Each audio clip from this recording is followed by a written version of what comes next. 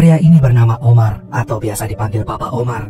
Meski Omar bukanlah orang yang bergelimang harta, tapi ia berhasil membangun sebuah panti asuhan kecil bernama Casa Hogar, di mana panti asuhan itu diperuntukkan untuk menampung anak-anak jalanan yang terlantar dan sudah tidak lagi memiliki orang tua. Hal itu Omar lakukan karena dulu dia pernah merasakan kejamnya kehidupan di jalanan. Lalu Omar pun mengelola panti asuhan itu berdua bersama sang istri yang bernama Becca. Malam itu Omar lagi-lagi mimpi buruk tentang kejadian naas yang menyebabkan ayahnya meninggal sewaktu mereka berdua sedang memancing. Omar merasa itu semua adalah kesalahannya. Seketika itu pun Omar pun terbangun. Ia kemudian mendapatkan kabar kalau salah satu anak pantinya yang bernama Tweety telah menghilang. Tanpa pikir panjang, Omar segera mencarinya, dan setelah mencari kesana kemari, akhirnya dia berhasil menemukan Tweety yang sedang tidur di bawah kolong jembatan. Dengan cepat, Omar pun menggendong tuh bocah, yang kemudian ia bawa kembali ke panti asuhan.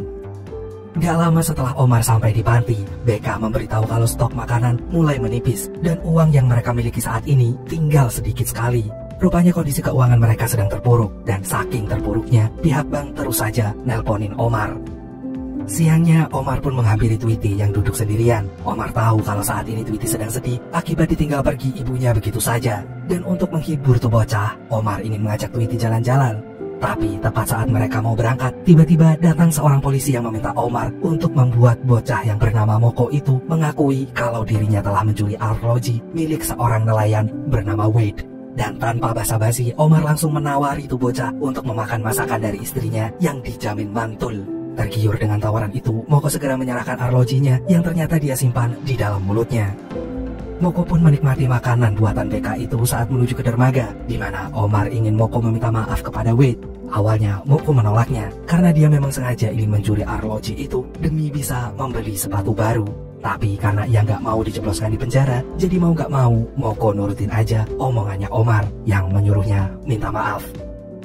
Sesampainya di dermaga, Omar menyerahkan arloji itu kepada Wade yang kemudian langsung diambil. Namun saat Omar meminta Wade untuk memaafkan Moko, Wade di situ sama sekali nggak mau memaafkannya. Mau beribu kali Omar membujuknya, Wade gak akan pernah lupa dengan kelakuan kurang ajar Moko. Rupanya selain telah mencuri arlojinya, ternyata Moko telah mengencingi rumahnya. Dan dengan sangat frontal, Wade pun segera mengusir mereka dari sana. Yang ternyata Moko sudah lebih dulu kabur duluan. Ketika dalam perjalanan pulang, Omar mendapatkan kabar bahwa nanti malam akan terjadi badai yang sangat besar. Omar pun lalu menyampaikan kabar tersebut kepada anak-anak dan meminta mereka untuk membantunya menumpukan karung pasir di depan pintu agar panti tidak kebanjiran.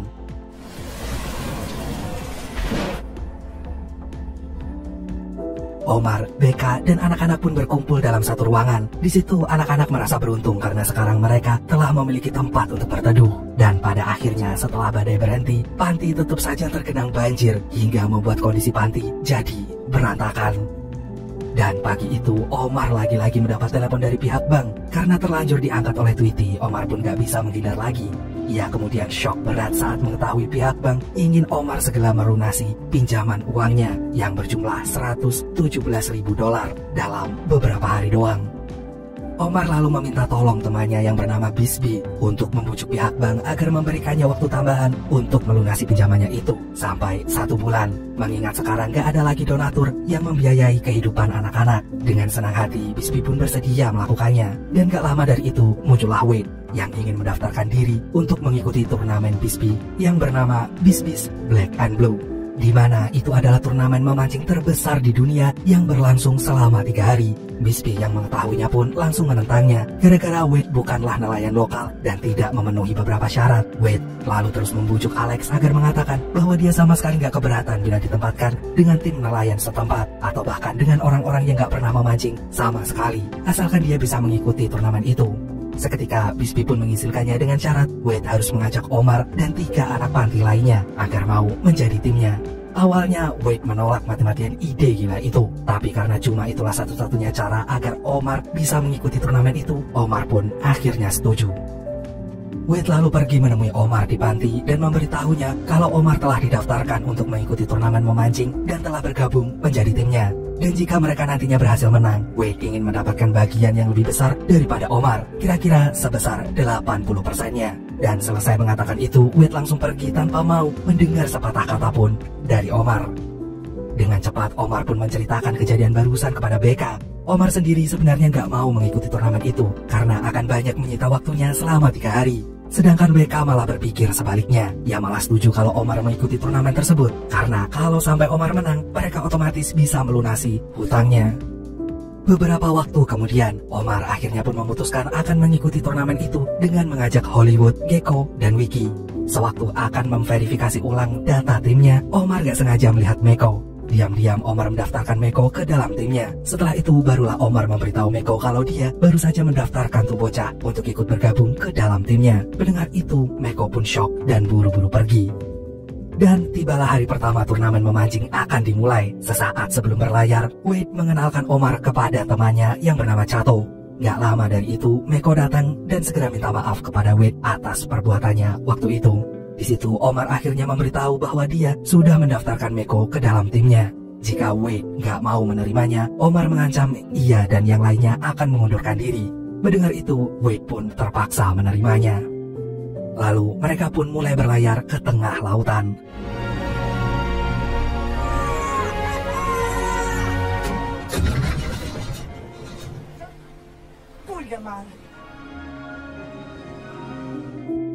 Dan dengan secepat kilat, Wade pun melemparkan umpan ke dalam laut. Ia kemudian memperingati ke semua anggota timnya agar gak sembarangan menyentuh barang-barangnya yang ada di dalam kapal. Dan selesai mengatakan itu, Wade lantas menunjuk Omar untuk menggulung senar. Detik itu juga Omar menolaknya dan malah menyuruh Wade untuk menggantikannya dengan Moko. Hal itu Omar lakukan agar Moko merasa kalau dirinya benar-benar bagian dari tim ini. Lalu Omar pun meminta Wade menjelaskan ke anak-anak untuk tidak terlalu berekspektasi tinggi kalau mereka akan menang. Dan tanpa banyak omong, Wade segera memberitahu bahwa tugas menggulung senar akan digantikan oleh Moko. Sayangnya untuk menyampaikan pesan Omar yang selanjutnya memang sengaja tidak Wade lakukan karena dia sendiri adalah orang yang sangat ingin timnya keluar sebagai pemenangnya. Sewaktu Moko sedang sibuk duduk sendirian, Omar menghampirinya. Ia sengaja melakukannya untuk mencari tahu kehidupan tuh bocah. Awalnya Omar mengira kalau Moko adalah seorang anak yatim. Ternyata ayahnya telah pergi entah kemana, sementara ibunya tinggal di Texas. Rupanya hal itu gak jauh berbeda dengan kehidupan Omar. Ia malah gak ingat tentang ibunya. Di dalam memorinya hanya tersimpan kenangan buruk waktu ayahnya meninggal saat mereka sedang memancing. Tapi meski begitu, Omar bersyukur karena ia masih dikasih kesempatan untuk bertemu dan merasakan kasih sayang seorang ayah. Mengingat di luar sana ada begitu banyak anak yang belum pernah merasakan kasih sayang dari orang tuanya. Gak berselang lama, alat pancingnya terlihat bergerak. Sontak saja, Wade menyuruh Moko untuk buru-buru menggulung senarnya dan juga meminta Choto untuk mengabari pihak menara.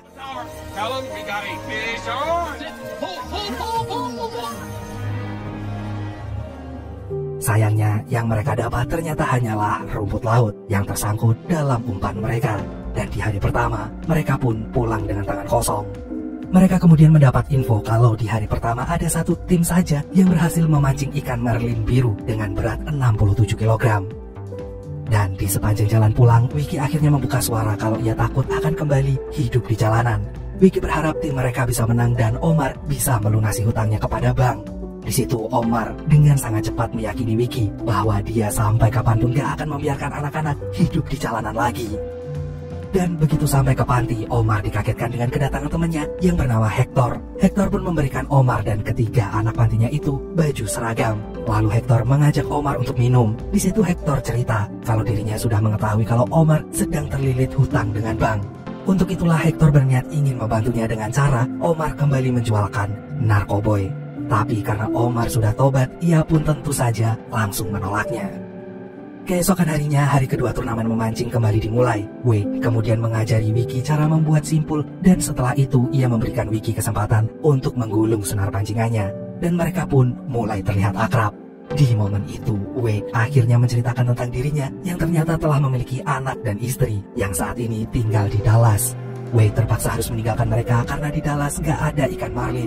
Padahal Wade sendiri adalah pemancing ikan marlin. Meski begitu, Wade yakin kalau suatu saat nanti anaknya pasti akan bangga dengan prestasinya sebagai seorang pemancing. Dan gak lama kemudian umpan mereka pun dimakan oleh ikan marlin. Wiki dengan sekuat tenaga menggulung senar itu. Sementara di tempat lain terlihat Moko dan Gecko adu mulut hingga membuat mereka kecebur dalam lautan. Dan ternyata tuh dua bocah sama sekali gak bisa berenang.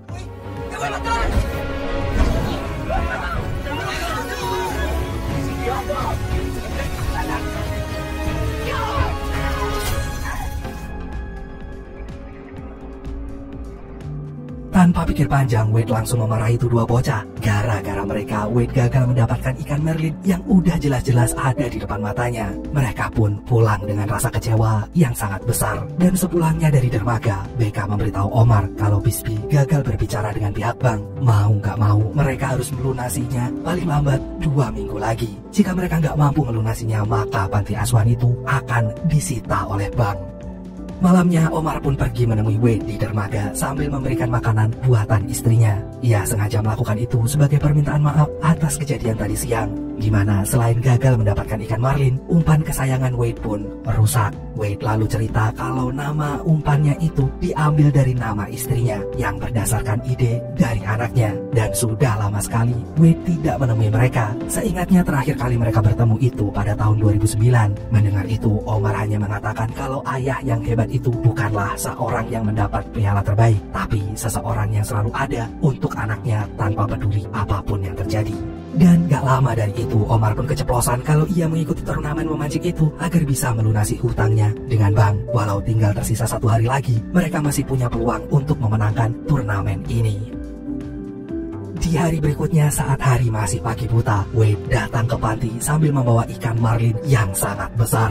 Wade lalu membeberkan strateginya selama ini yang berhasil memenangkan turnamen itu selama 2 kali. Ya, rupanya Wade sengaja membeli ikan marlin itu dan kemudian dia akui kalau dirinya lah yang berhasil memancingnya. Omar yang mendengarnya pun seketika syok dan tentu saja Omar menolak melakukannya. Tapi demi menyelamatkan panti asuhan dan anak-anak, Omar pun akhirnya setuju melakukannya. Hari terakhir turnamen pun segera dimulai. Ikan marlin itu telah Wade sembunyikan di bawah kapal, tapi sialnya di tengah laut, kapal tersebut mengalami masalah hingga membuat panitia turnamen menghampiri mereka dan menawarkan bantuan. Detik itu juga Omar dan Wade pun takut kecurangan mereka ketahuan. Gak lama kemudian kapal pun berhasil menyala kembali. Seketika Omar dan Wade merasa lega. Mereka mulai menjalankan misi, tetapi semua gak berjalan dengan lancar, di mana akhirnya Omar pun melepaskan gitu aja tuh ikan marlinnya. Melihat itu, Wade pun terlihat kesal. Bagaimanapun Omar gak ingin mendapatkan uang dengan cara yang gak benar. Kini Omar pun hanya bisa pasrah. Bila memang turnamen ini rezekinya, Tuhan pasti akan membukakan jalannya. Dan bila turnamen ini bukan rezekinya, maka Omar sudah sangat ikhlas menerimanya. Di tengah keputusasaannya itu, Omar melihat umpannya mulai bergerak. Wade kemudian menyuruh Omar untuk menggulung senar. Karena masih trauma dengan memancing, Omar pun melakukannya dengan sangat ketakutan. Sementara itu, Wade terus meyakinkan Omar bahwa dia bisa melakukannya.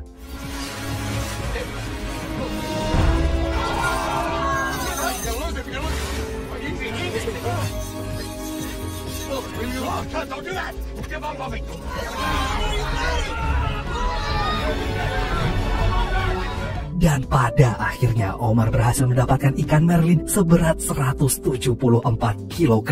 Dan hal itu pun otomatis membuat Omar dan timnya keluar jadi juara utama.